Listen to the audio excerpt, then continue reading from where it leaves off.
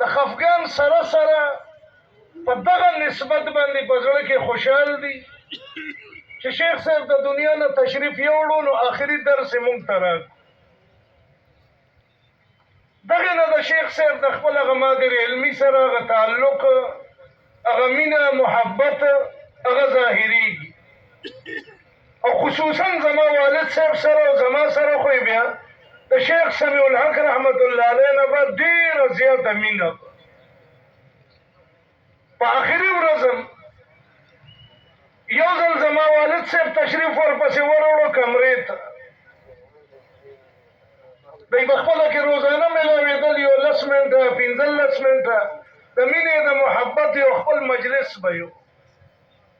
والد صاحب مې واپس خپل دفتر ته تشریف راوړو. شیخ صاحب ټینګ نه شو. د نیکانو ته خواګاهي کېږي په زړونو کې. د الله د اړخه په هغه حالاتو په هر څیز هغوی پوه شي. ګویا په خوله یې ونه وي، خو د رخصتۍ هغه ملاقات ته دوباره بیا رالل زما والد صاحب ته کمرې ته. په هغه ګپ شپ یې زړه نه و موړ شوی. دغه شان د زما هم ورسره آخري ملاقات شو. کمرې ته ورغلم، څه خبرې مو کولې د مدرسې د امورو متعلق.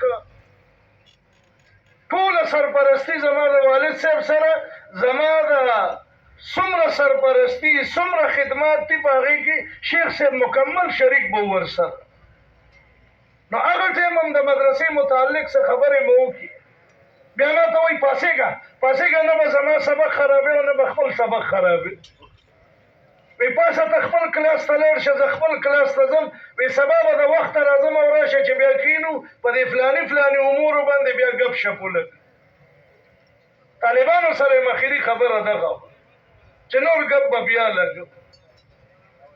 نو الحمدلله زمونږ د حقانیې دا د موجوده کال طلبا دا په دې فخر باندې به خوشحاله چې د قیامت په ورځ زمونږ د شیخ صاحب سره ملاقات کیږي. نو په داسې حال کې به کېږي چې مونږ آخري شاګردان یو او آخري درس هغه یې مونږ ته راکړی. او انشاءالله شیخ صاحب نه الله دومره لوی کار اغشتی دی، په زرګونو علما کرام تیار کړي دي.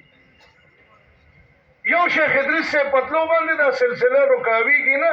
انشاءالله د شیخ صاحب هر یو بچی، هر شاګرد هغه به د انیس احمد غوندې او شیخ ادریس به ترې جوړېږي انشاءالله.